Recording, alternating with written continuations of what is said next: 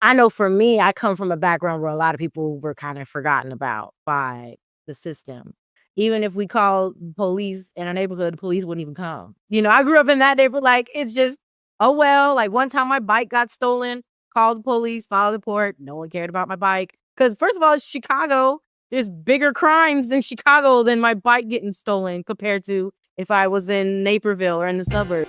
This is a podcast called Walk, Talk, Listen. An attempt to connect people and make this world a bit better by sharing opinions and experiences based on the belief that everyone's perspective is true, albeit partial. My name is Maurice Blom, and I would like to welcome you to yet another episode of Walk, Talk, Listen.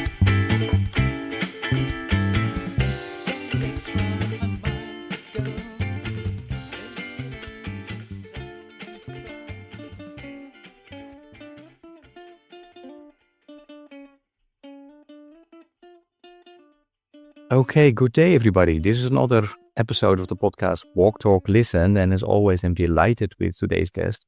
Will you introduce yourself? Alexis, please go ahead. What's going on, y'all? My name's Alexis Lombre. I'm a artist, pianist, and vocalist from Chicago, but currently residing in Los Angeles. So excited to be here today. Yeah, no, and it's great having you, and on such a short notice. I texted you yesterday, I think, and so I'm happy that it is working out. Are you in the middle of a tour at the moment, or about to go on the road, or playing around LA at the moment? Yes, I got a lot of stuff happening. I'm with Kamasi Washington at LACMA. He's doing like 100 musician art installation at LACMA at this brand new gallery. It's going to be amazing. That's June 26th, 27th, and 28th. July 3rd, I am at Montreal Jazz Festival. Nice. I'm really excited. It's the first time I'm there with my own group. I was there before with Marcus Miller back in 2022. And now I get to be there and bring my own band July 3rd. And then from there, I do some touring with Liz Wright at the end of July.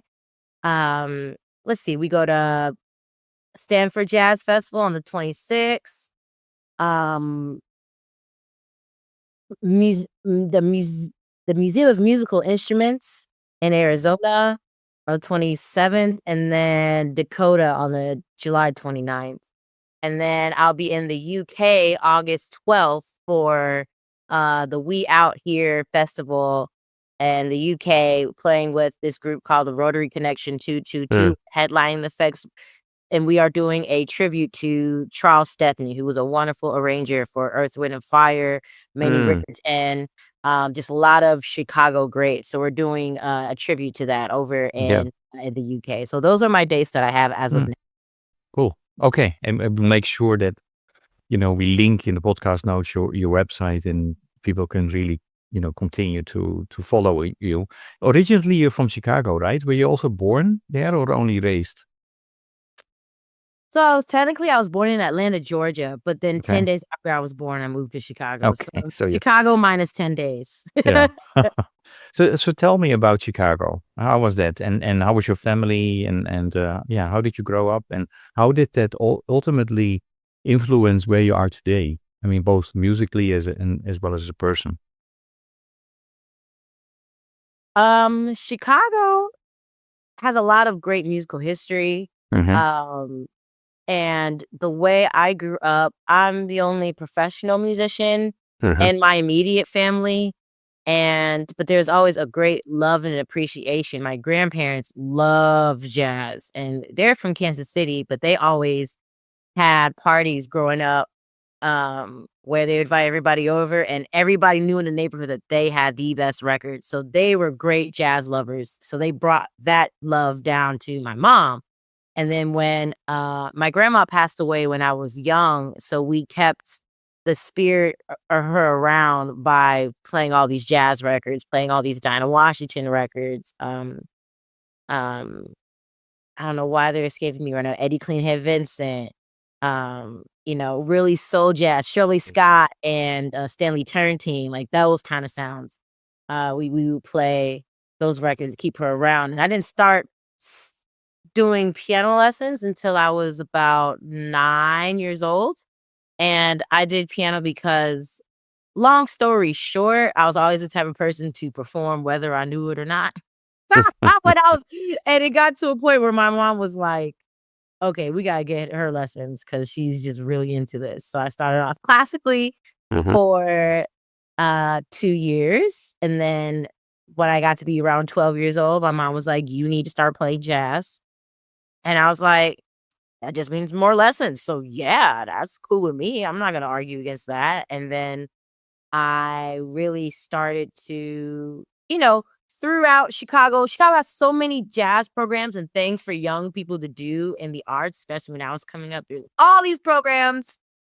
There's the Jazz Institute of Chicago. There's Ravinia. There's Merit School of Music. There's Gallery 37. There's a ton of these programs in high school that I could do to hone in on my skills and, have professional opportunities to gigs, in the city.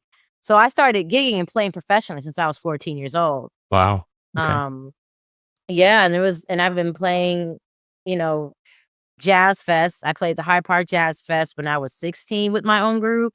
So I've always just, Chicago's scene was always so lively for a young person in high school who was in public schools who wanted to play jazz. A lot of these programs are for public school students. So not just because a lot of public schools, they were and still are taking the arts out of public schools. But by the grace of God, there's always these programs in Chicago that had all these arts programs for as many public school students as possible. And I was lucky to grow up in one of them. Okay. So that's the main thing and how it affects. But you were saying you're the only one in the family who plays music. So you have any siblings? Yes, I have a sister. Her name, she goes by Sunshine Lombre. And she's an artist as well. She is a poet and a dancer. Okay. But all in the arts, but not in music. Okay. Got it. So tell us then you start making music when you're pretty young, and then where did it go from there? So by the time I was graduated high school, I was playing in the pit orchestra at the Black Ensemble Theater. I was doing jazz festivals regularly. I was playing in all the jazz clubs in Chicago. And basically a full-time musician already. And then I got a scholarship to go study with Benny Green at the University of Michigan. So that's where I went to college. And moved there and then dropped out for a little bit. Then did some touring and played a lot around in Detroit. And then eventually went back and finished. And then by the time I finished, it was the pandemic, which was amazing time for a flourishing musician. Graduating to a pandemic was a hot mess. But then that was such a hot mess. Graduating to a pandemic. And how did you get through that? Yeah. Jealous of those kids who were the year before me, who had the privilege of being anxious about their futures. Like they were like, oh, I don't know what I'm gonna do with my life after I graduate. But then I remember graduating that in the pandemic. There was we all knew there was nothing. We all knew there wasn't anything. So I didn't even have the privilege to get anxious about it because it was just well, am I gonna be alive? It was like that. It's is everybody alive? But I ended up moving back home to Chicago for a while. And then I just kind of, hunkered down for about a year. And then 2021, I moved to New York for a little while. And so did you, and a lot of musicians try to put still music on, to stream it and stuff. Did you also try that or? Yes, I didn't even include that timeline. Yeah, so, back in so when did I go to college? Yeah, so 2016, I dropped my first single, which was Blues in Time, which is a song written, in tribute to McCoy Tyner, and I was a freshman in college when I dropped that, and then I I think in, like, maybe my sophomore year or either my I can't remember if it was my sophomore year or it was the second semester of my freshman year, I dropped my Hmm. album, my first project, which is Southside Sounds, and, it was on the radio for a while. It was number 77 and the top 100 on Jazz Week, so we proud of that, and yeah, so that was me in college doing that, and then 2021, I released a song of mine called "Come Find Me" Hmm. and, um, released that, and then it took some time because life, and I just recently dropped a single called "Boundaries" in 2024.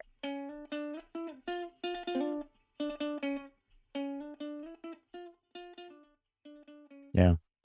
And that's an amazing song. When you go to your website, I think, or yeah, you shared your bio, and there is a quote from you. You said music is about how it makes people feel. So, what drives you to keep making soulful music in a world that often pushes towards more commercial sounds? So, what is your deeper why? Um, well, my purpose is eh, I mean, if you mean the deeper why, I believe in God, I believe you know, that we are all created here for a purpose. And, you know, I'm just here to play music and to just be a conduit, uh, a satellite for whatever God wants to say. And a lot of times when I write my songs, it's just spiritual downloads that I didn't have to just hurry up and get finished before I forget or the idea fades. Right. So Mm, that's pretty much it, and that's all I've really been doing, and that's how I got here. So it's been mm, working for me, and, I'm not gonna stop. So, yeah. yeah. And you also, besides playing the piano, you also sing, right? Was that, Mhm. did you start doing that from the beginning, or is that something that started later? It's so funny because I always sang I've been singing since I was 12, but then Okay. I stopped for 6 years because I wanted to be a serious jazz cat, Hmm.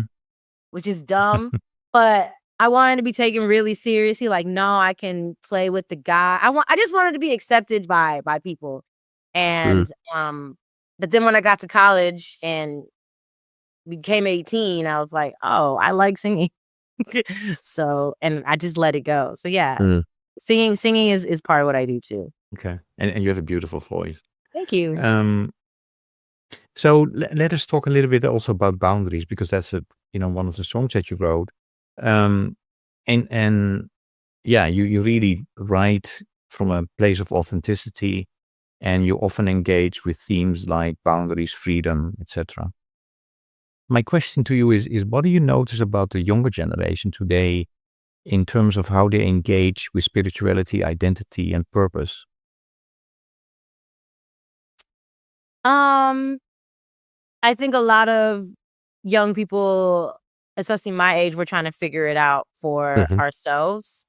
Perhaps we're either I see a lot of people either internalizing what their parents taught them as like, "Oh my god, I'm doing the opposite of that," or internalizing what their parents taught them for themselves, Mm, and take it in a way where they can, do their own research and really kinda deep dive. Like, if like, you know, have there's a lot of young people who aren't into spirituality and a lot of young people who are, just like there's a lot of old people who aren't, a lot of old people who mhm, are. Like, I would say there's an equal amount, ir irregardless of I don't know if that's a word, of generations, mm, but I feel like yeah, I just feel like I know I'm in a period of time where I'm really, studying spirituality for myself and understanding, what I was taught, but just doing my own research because I was always encouraged to um, do my own research and have critical thinking. I think spirituality without critical thinking skills is a Mhm. cult. Like, so I think a lot of people in my generation are just very into critical thinking, into researching and thinking about things for ourselves. Yeah. Mm. Yeah, do you see within all of that, the role of the church, has that changed for the younger generation? That's an interesting question for me specifically. Mhm. I will answer for like musicians and young musicians. I think most Black musicians who come from a city grew up in a church, Mhm. period. Yeah. And their way that they see the world and the way they interact with their music career extends from there. Being that, they grew up playing in a church and then, Mhm. you know, their church connections, then they branch out into the world from there, whether through R&B gigs or pop gigs or, there's a lot of church musicians who also play jazz on Saturday at 10 p.m. and then turn around and wake up at 8 a.m. to play in church. There's a lot of that as a culture. And so I think that that's always been a through line.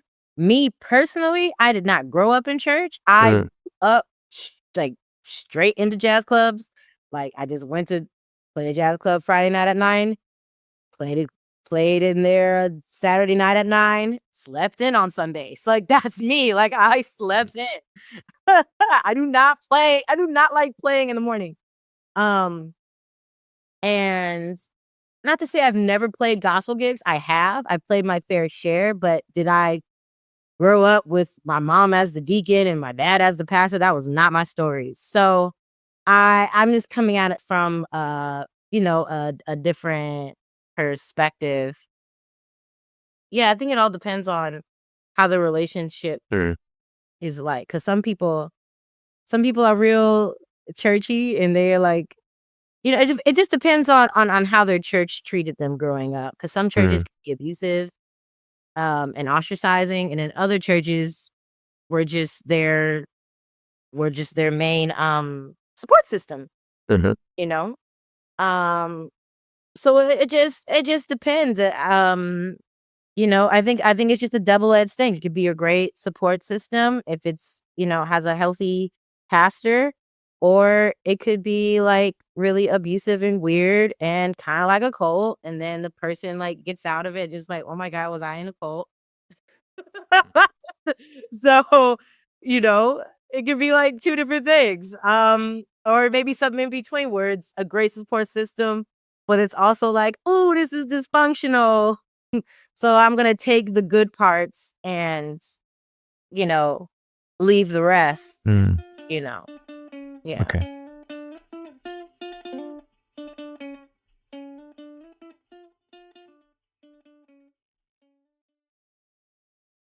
Yeah, whether personal or global, what are some things on your mind these days? Um, with some things on my mind. A nervous system regulation. I've been really into that. And how it's important to regulate your nervous system in order to reach your highest potential. Um, things on my mind.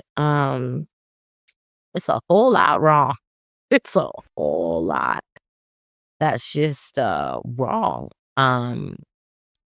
And the way that the world is being ran and the times that we're in is, if you were to look at it, it's not it at all. I think I keep myself very upbeat Mhm. because I know what my purpose is, but sometimes if you get into what worries so much, it's like it starts to be, I don't know.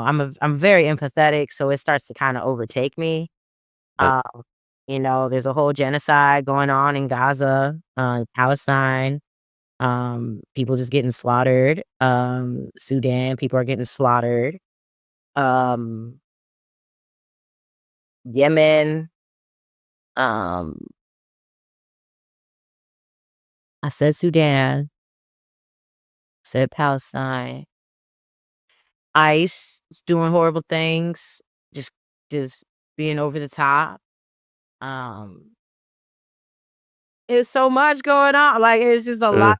That's just a lot that just doesn't make sense. And yeah, the government just like isn't fair and wasn't built for the success of wasn't built with people in mind who don't look like them. Clearly. There's a lot of I mean, the arts were being stripped. I mean, I didn't keep complaining. Like, yeah, it's just a lot to complain about. Like wasn't the National Endowment for the Arts just like stripped of their funding? And there's a lot of stuff that's just being stripped of funding. Like anything good is just kind of getting stripped for little to no reason other than just to be nefarious. I mean, it's just trash. Like people getting persecuted for saying what's right. I mean, it's even I even feel a certain kind of way even saying what I'm saying right now, because it's mhm. like, I don't know if they're gonna come after me, you know, so for even saying anything.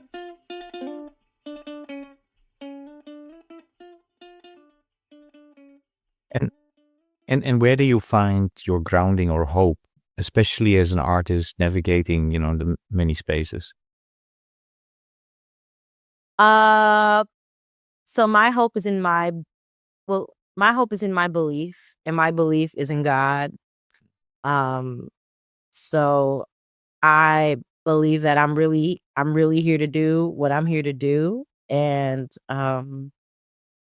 in that there's protection because I gotta do what I'm here to do, so I'm gonna be protected in order for me to do it. Because if I'm not protected and I'm hurt, then I won't be able to do what I'm here to do. So clearly it's in God's best interest for me to do what I'm here to do, so I'm not gonna get hurt while doing it, um, or anything. So yeah, yeah, I mean, it's just really just, and also, believing that you can create the world, like your own reality, like you create your own reality. I really believe in that. And so my reality and my belief system is very much based on God and based on, my understanding of who Jesus is.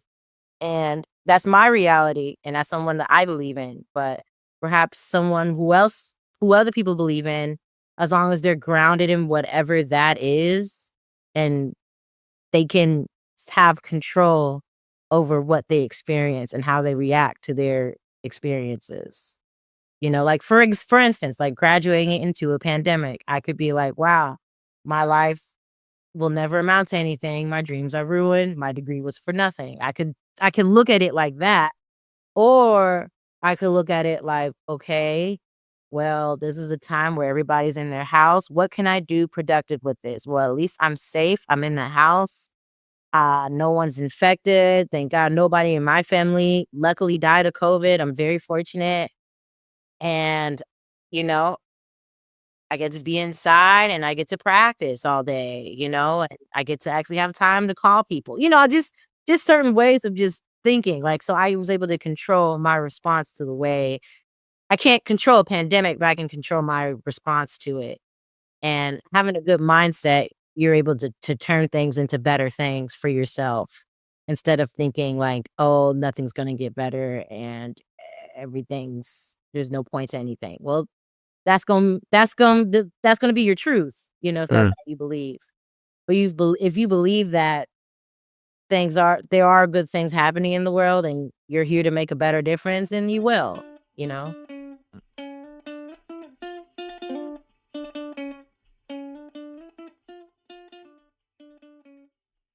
Okay. And yeah, I think that's a great encouragement or something for the listeners to think about. So thanks for sharing that. You've described, I think it was the title is Confined Me Mhm. as a genre fluid. And is there a song, your song or someone else, that you feel capture your essence? or your chapter in your life? Yeah, I remember during when I wrote that song, it was back in 2017 or 2016, and I was when A Seat at the Table by Solange came out, and I remember hearing that and going like, "Oh my god, that's the sound I wanna do. Wow, it exists." Um, yeah, especially Don't Touch My Hair. That was everything. That was everything to me. So, yeah. Okay. I will add that I made a playlist on Spotify. It's called #walktalklisten. So all the special songs of the people I've spoken with are added there. So it's from jazz to hard rock to classical music. It's I really enjoy always listening to the different songs and remember again with people that I've been fortunate to speak with over those years. So I will add this song as well. Um, Hey Alexis, so I'm always trying to talk about the sustainable development goals in this podcast because that's very important for me. Don't know if you heard about it. It's the SD. It's shortened. Shortened. It's SDGs, the Sustainable Development Goals. 17 were identified by the world. All the different countries talked with each other and said, "How can we make this world a better place?" So we need to target these goals, 17 goals. The first goal is ending poverty. The second is ending hunger, etc. So my question is, have you heard about them? Does this have to do with, like, the United Nations? Like, Yes. Yeah. Yeah. yeah, and then America was like, "We don't think hunger is a right." That's so embarrassing. I was so embarrassed by that. I'm like, "Oh my god." So, yeah, I've heard of that, yeah. Yeah. Okay. So those goals were set to reach before 2030, and we are on average only at 15 to 70%. So much more needs to be done, to make this world more sustainable and both work on our planet as well as on humanity. And then a growing group of people around the world said, one of the reasons that we are not reaching those goals is because we did not pay attention to the ability, skills, and knowledge that you need as an individual and as a community. So then they identified 5 inner development goals: being, thinking, relating, collaborating, and acting. So, and 23 different skills were identified, like empathy, critical thinking, etc. So my question to you is, yeah, well, what do you think if you hear this in terms of these inner development goals and which of these inner capacities do you feel you're currently cultivating the most, and maybe how does that show up in your music or your life? So being, thinking, relating, collaborating, and acting. Being, thinking. So which ones am I doing? Okay, so, well, what first popped up for me is interesting, like, when you're doing a macro goal, like solving Mm-hmm. world hunger and, like, try to spread awareness about it. Yeah. I think it's interesting because, I noticed that after the pandemic, a lot of kids in school there's a lot of kids, especially in public schools, who, like, can't really read well now. Like, education like, those kids got left behind for real, and so there's gonna be I don't think a lot of people are talking about just, like, the literacy gap that there is if you're not, a part of, like, super privileged education. So, if you're trying to get, like, the average person to do something, like, they can't, like, there's just certain things a lot of people there's just a bigger gap, Mm. you know, than there was even before. Um, so I think for me, as somebody who came up, hard too, I came up from the hood, from Mm-hmm. Southside Chicago, and where I grew up was the intersection of different neighborhoods, which is oftentimes the intersections of different like gang areas, and there were often land disputes. So I grew up a lot of land disputes. So I've seen a lot of things, and a lot of times if you're growing up just surviving, it's hard to think about the world at large. how to help the world if your world, you don't know how you're gonna make it, you know? So I think a lot of people are so focused on themselves and trying to survive and trying to provide, 1, their survival, and 2, provide for their own families, and then their community, and then stopping, and then the world. Like, so I think about, like, as a kid growing up, I didn't think, like, if someone were to come to me like, "Oh, you need to care about world hunger," I'd be like, "Well, I'm hungry right now. Who's gonna feed me right now? I don't have food in my refrigerator right now. My lights are cut off right now." And there was kids in my community, and I was one of those kids who I used to think that vegetables were for white people. I didn't know that, like, I thought, like, vegetables for white people, kale, celery, and what was meant for me was hot crunchy curls and flaming hots and, like, purple drink and, like, all this stuff that was, because growing up in a food desert. So when you talk about, like, world hug, like, I don't know, like, it you know what I mean? So it's just people look at it differently because I know for me, I come from a background where a lot of people were kind of forgotten about by the system. Even if we called police in our neighborhood, the police wouldn't even come. I grew up in that neighborhood, like, it's just, oh, well, like, one time my bike got stolen, called the police, filed a report, no one cared about my bike. Because first of all, it's Chicago. There's bigger crimes in Chicago than my bike getting stolen compared to if I was in Naperville or in the suburbs where they're able to actually focus on each and every crime. How many bikes are stolen in a day in Chicago? Anyways, love to answer your question, but, like, that's how I've realized that, some people are kind of like, I'm so happy that I've had those experience to travel the world and to see new things and to have broader perspectives. Because it even brought me perspective on the fact, like, being an American, and, like, even though I grew up poor in a food desert, gang violence, all this stuff, I still grew up in a house made out of bricks.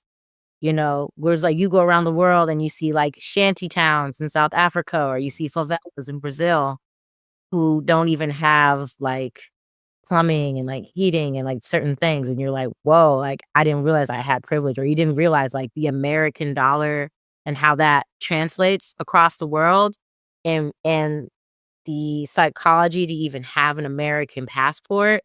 I mean, it's hard for, um, lower class Americans to even get a passport, but once you get a passport and you realize, like, what that as wealth means around the world, like, that's something.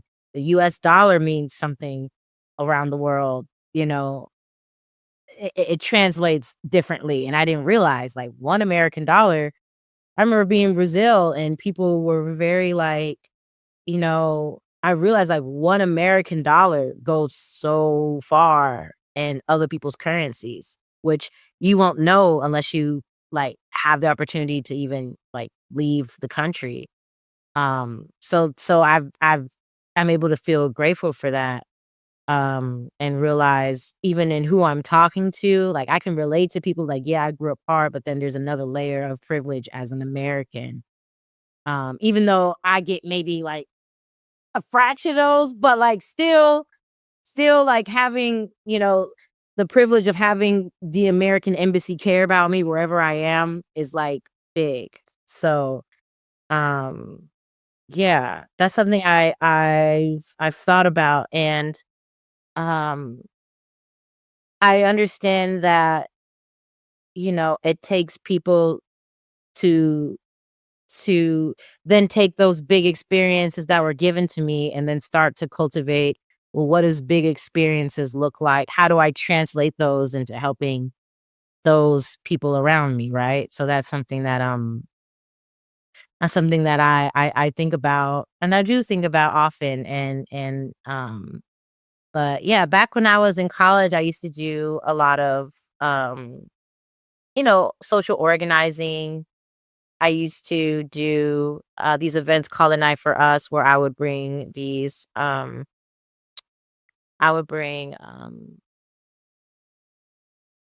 like, it was basically artists, and it would be, like, basically a night of culture.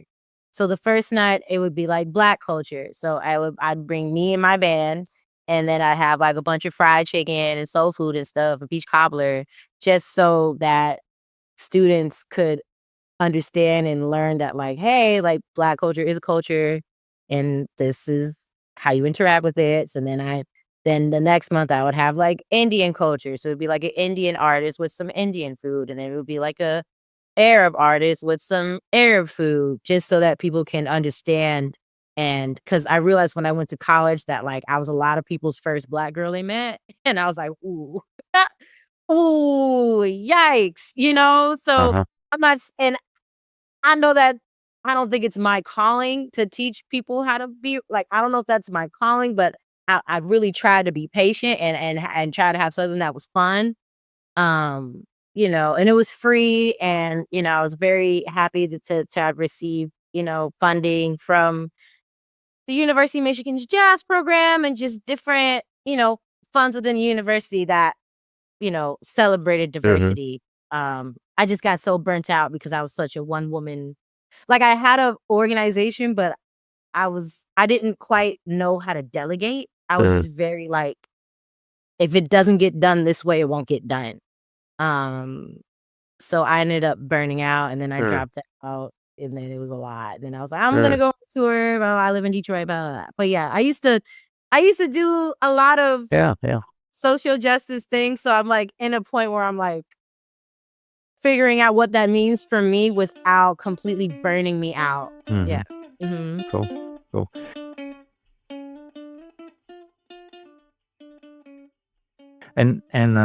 No, thanks for sharing that. You have been exposed to different perspectives, but you also try to facilitate it. I mean, that's obvious when I listen to you. I hope that with this, podcast, I'm connecting people. I'm connecting you with the listeners. We are connected. I'm also going to connect you with the previous guest, and the previous guest has a question for you. So I think it's actually it's funny. It's a little bit related. What I was thinking about asking the next guest is related to those inner developmental goals, right? So what aspect of yourself are you working on now? Why are you working on that, and how are you working on that? Mm. What aspect of myself am I working on now? Um, I think I've been really working on my nervous system and regulating my nervous system to not sabotage success. I'm working on it because I've realized in the past where I would hit certain peaks, and then my nervous system would start to freak out. And then as a coping mechanism, I start to get into like this freeze response, and I go into hiding, and then it starts to sabotage certain things, and then it keeps me stagnated. So I think, and I've been studying about how, working with your nervous system and regulating your nervous system. I literally did some breath work before even this podcast, so that you can be in the present moment, and, not,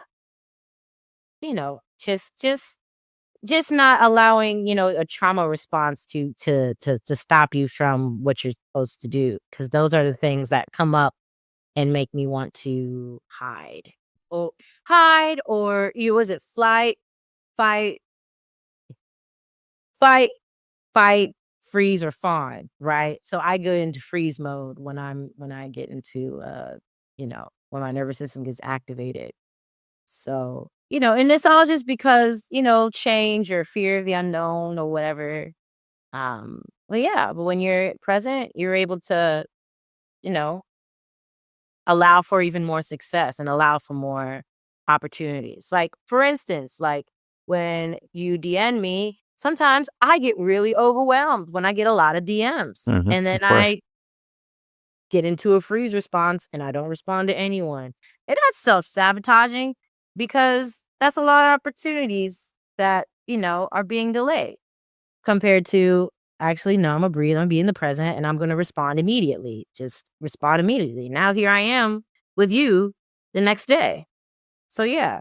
Yeah, and I'm happy that you did that. And so do you feel that it is also you know improving your play? I mean your ability to really convey what you would like to convey while you're playing music or singing?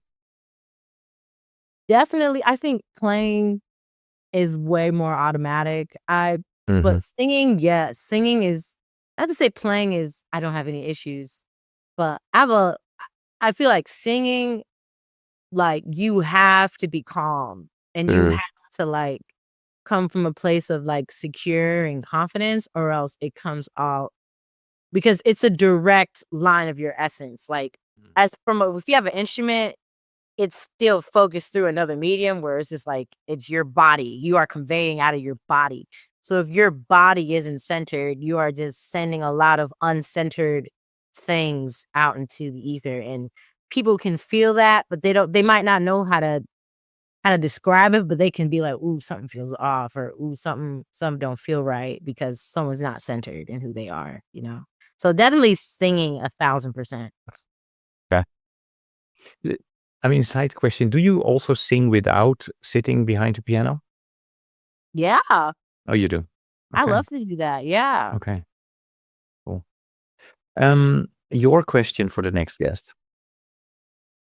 What are the ways that you make sure that you care for yourself despite being so busy?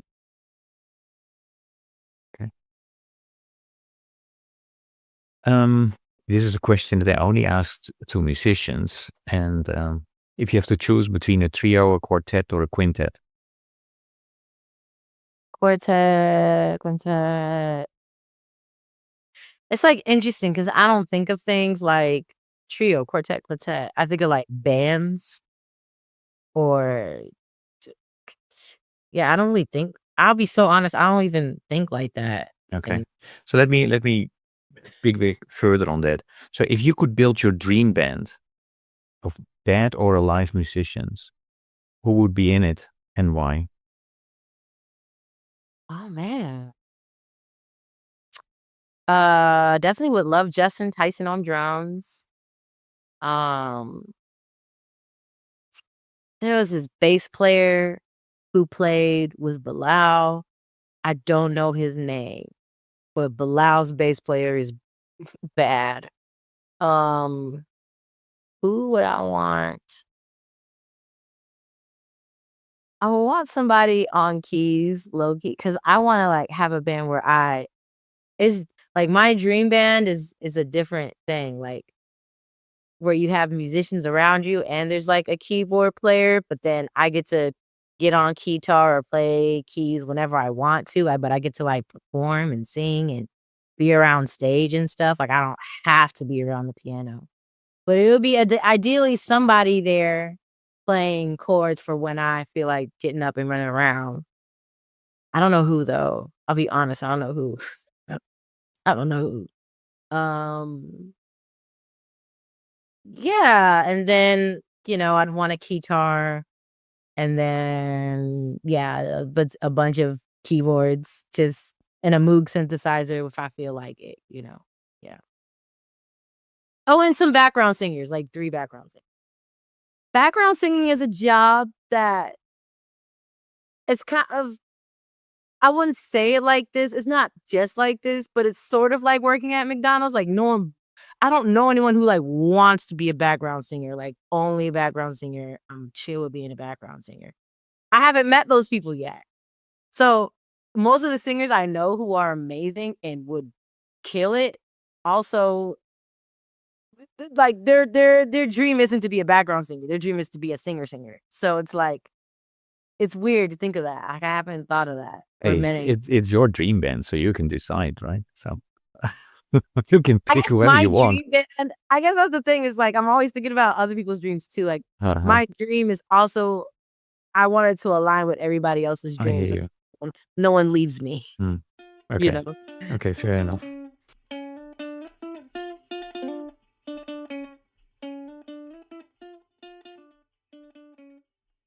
Tell me, because you're, still a fairly young musician, but you have played with really a lot of, the greats out there. Marcus Miller, for instance, he was a hero of mine. So how did that come about? And did that evolve out of, your gigs and the jam sessions in Chicago? How did that happen? Yeah, so it was through a program that was headed by Terry Lynn Carrington. Essentially she connected me with him, and it was through Next Jazz Legacy, where they're, making jazz a more equitable place by giving women a chance. So and it happened to, and it was funny because I suggested other people, because you get to, when you're accepted, then you get to choose like maybe 3 bands you want to be a part of. And Terry was like, try something bigger.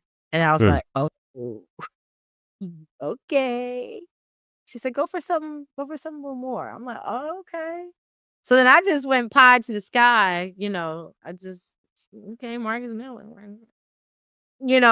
and it turns out that he, like, a spot had open and he was looking for a new keyboard player, and I think a few of my playing videos were sent to him, and he was like, yeah, put her on playing. Yeah, put her on playing. She good. And yeah, that's how that happened. Mm-hmm. Cool. And I would really, encourage the listeners to check out, because there are some YouTube, on your own website, there is a, part of a gig that you did with him, where you play a Miles Davis song. And Tutu? Yeah, Tutu. Yeah. Yeah. Yeah, that's pretty cool. So yeah, and how did because you were referring to the drummer, now I'm blanking on her name that you mentioned, Carrington. The Terry Lynn. Mm-hmm. Terry Lynn Carrington. Yeah, sorry. So was she a teacher at your, or how did you become part of that program that she was doing, or? Oh, I applied to I applied. It was just like, okay. An application process. It's a grant program through New Music USA called Next Jazz Legacy. Mm-hmm. So you had to did you have to play then, in front of? Oh yes, you send in the application and then you send in videos of you playing. Okay. Yeah, and then you send in a resume. Yeah, but it wasn't like like, I feel like the way that happened with Marcus is so singular. Like, that's not how I got, like, you don't just send in an application to, like, like, all my gigs since then has not been like me sending in applications, and that's not like how it works in the real world. I think what was interesting about that program, and it bridges academia and it bridges like nonprofit energy. Nonprofit energy into the real professional world, right? So for Marcus Miller, that was my apprenticeship, where you have an apprenticeship and you learn on the job, like just like on the job training. You just learn how to be on that level, right? And that was a really fun experience, and I did learn a lot. And I still think about it. I still, think about what I've learned from there. But it's interesting because ever since that, I've gotten a lot of gigs just from word of mouth from that, like playing with the Miles Davis Electric Band, with Vince Wilburn, and playing with John Batiste was just word of mouth. And now I've been playing with Hubert Laws some, and that was because I was playing at the Hollywood Bowl with Liz Wright, and Liz Wright was opening for George Benson, and I saw where Hubert Laws, like, had a dressing room and his door was just open. He was practicing the flute. And I was like, oh my goodness, he was. Like, and then I was like, you know what? I got my little courage up. I was like, I'm gonna go say hi. So I went and said hi. And then he was like, wow, like you're a young person. Hello. Like, because a lot of times, it was similar when I introduced myself to Buddy Guy. Like, I remember Buddy Guy was just like, you know who I am? Like, because it was just, older people are like, a young person? And I look younger than what I am too. Depending on what I'm wearing, I look really, really young.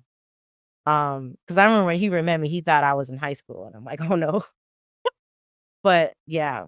So yeah, a lot of times since then, it's been a lot of, word of mouth or personal recommendations from other people from there. Mm-hmm. Yeah. Well, you can play. I mean, that's the first requirement, I think. So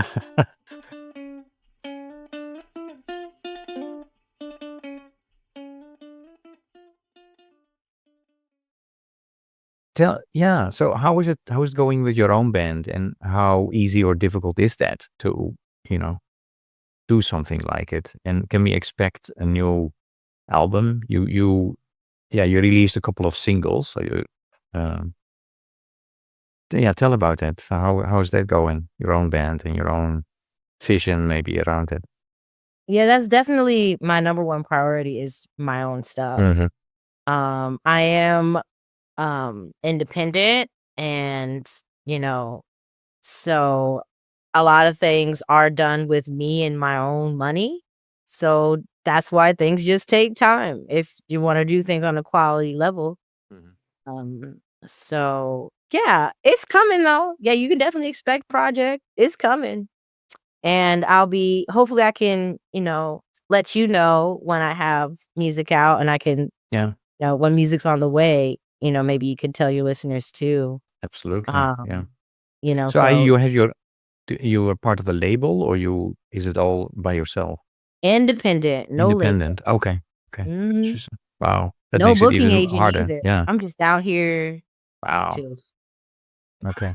Well, And we will ensure that, all the information that they need to follow you and buy your music we will list it in the podcast notes.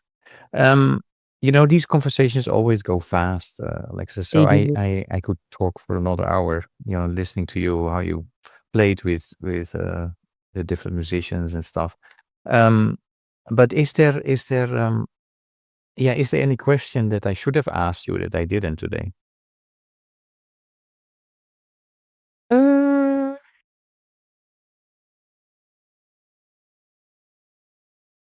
Yeah, I mean, I think I can't think of anything. I think we covered.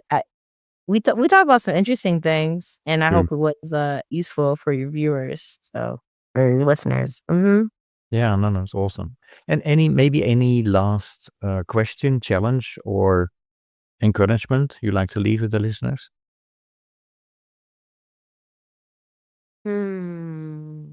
I guess it's just interesting because, I've done all these things, and it took me a while to feel the success that I actually have.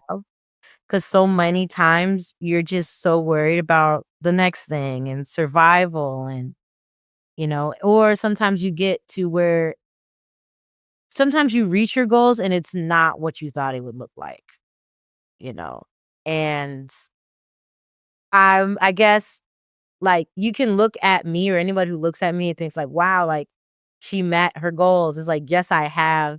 And it's also a process of being like, oh, being present enough to be like, oh, I am living my dreams. Like, oh, I am doing it. So I would like to, I wonder if there's anyone out there who relates to that feeling of like, oh, you strive and strive towards this thing, and then you get it, and you don't, it doesn't feel like you have it because it's not what you thought it would feel like, but you still have it though. And it still matters, So yeah, that's my thoughts. Okay. Yeah, thank you for everything you do and for who you are, and as I said, really, people should, if they don't know your music, they should check it out. It's awesome. Yeah, thank you so much for today, and all the best. My pleasure. Thank you. Okay.